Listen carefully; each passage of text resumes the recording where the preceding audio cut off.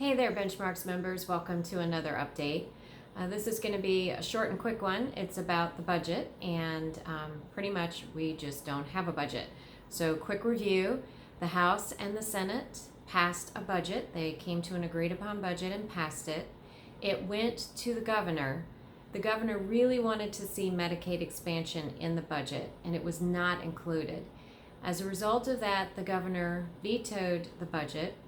And I would add, it wasn't just Medicaid. There were a few other things that the governor wanted in that, but that was one of the big standoffs, was Medicaid expansion.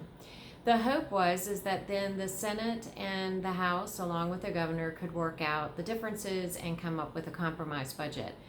To date, that has not happened. And being that our budget was supposed to go into effect the end of June, and here we are now in September without a budget, it's starting to have some impacts. So you should have seen some emails that came out from Benchmarks that was telling you about the delay in the implementation of the Medicaid transformation plan. So originally there was going to be the first step of that implementation was going to begin November 1, and that's where they were starting out in two regions to start the Medicaid transformation to managed care for physical health. The second rollout was supposed to be February 1 of next year. Because we don't have a budget, and included in that budget was funding to pay for this Medicaid transformation, which again is the Medicaid switching to managed care for physical health. Without the money in the budget to do that, and us not having a budget, that rollout date for November 1 was not doable.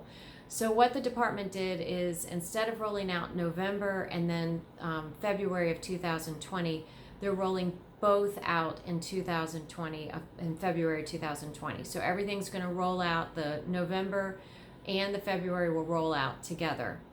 What we've been told, though, is if by the middle of November we still don't have a budget, then the rollout date will have to be most likely delayed again. So the February 1 rollout date is probably going to move further out again if we don't have a budget by November.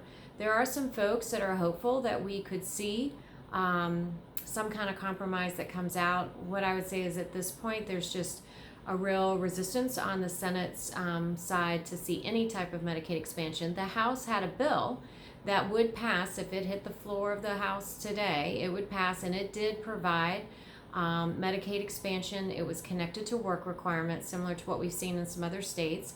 But the Senate has pretty much made it clear they're not willing to pass that bill.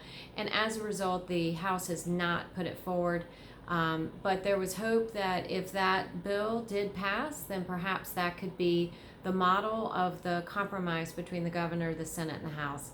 And again, none of that is looking like it's moving very quickly, but we still are holding out a little bit of hope. The legislature, in response to not having a budget, decided that what they would try to do is to pass mini budgets in bills. So they took the large overall budget and they've been breaking it down into pieces. And they have sent a number of those over to the governor's desk. One of them was to pay for Medicaid transformation, and the intent was to try to keep the timeline steady. And that bill passed the House and Senate. It went to the governor, and he vetoed it.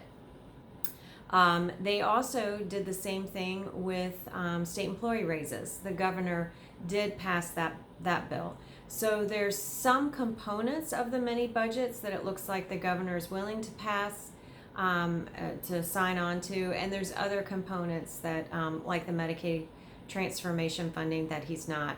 And when you think through it, that makes some sense, because if you're the governor and you want to have some leverage about some of these items being in a compromise budget, and you sign off on them when they do these mini budgets, it really takes away all your leverage. So it looks like the governor's trying to hold on to what leverage he has.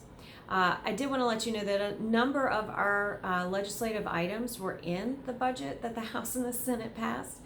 Things like the increase in the reimbursement rate for foster care for foster families. We are in limbo. We worked hard to get a lot of that stuff in the budget, but until we get a budget, or we don't get a budget, we just are in limbo. There were some items that we did not put in the budget. For example, our telemental health bill. That bill passed the House. It went to the Senate. It was sitting in Senate rules, which we were trying to get it moving, to get it passed. And unfortunately, the Senate used that bill and pulled it out of rules, stripped it, and that's what they put their mini budget for the Medicaid transformation that they sent to the governor that he vetoed. And basically the way it works is if you have a bill that's passed a chamber, ours had passed the House and was sitting in the Senate, they can take those bills and strip them out and put whatever they want in them, and allows them to continue moving that bill forward even though it's not the original bill. So our telemental health bill got hijacked. But we're going to continue to work on that next year. So anyway, all that being said, just wanted to give you a quick update on the limbo that we're currently in. Also to remind you that we have been doing a campaign with the LME MCO CEOs. This is all 7 of them. And it's a awareness campaign. It's called Care for NC. And you can go to the website, www.carefornc.org. And if you go on Twitter or benchmarks, on Facebook, sorry, you can find them at #CareForNC. We encourage you, if you have anything that you are posting about good work that's happening in your organization, that you tag it with the Care for NC, the #CareForNC. The reason we're doing this campaign is to promote awareness about the great work that's taking place in communities by you guys, in partnership with our LME MCOs. And this is really important because the only time leadership, and I mean the legislature and oftentimes the department, hear about anything that's going on in behavioral health is when it's something they don't like. And we know that there's really innovative, wonderful things taking place, and that kind of information really has to be lifted up.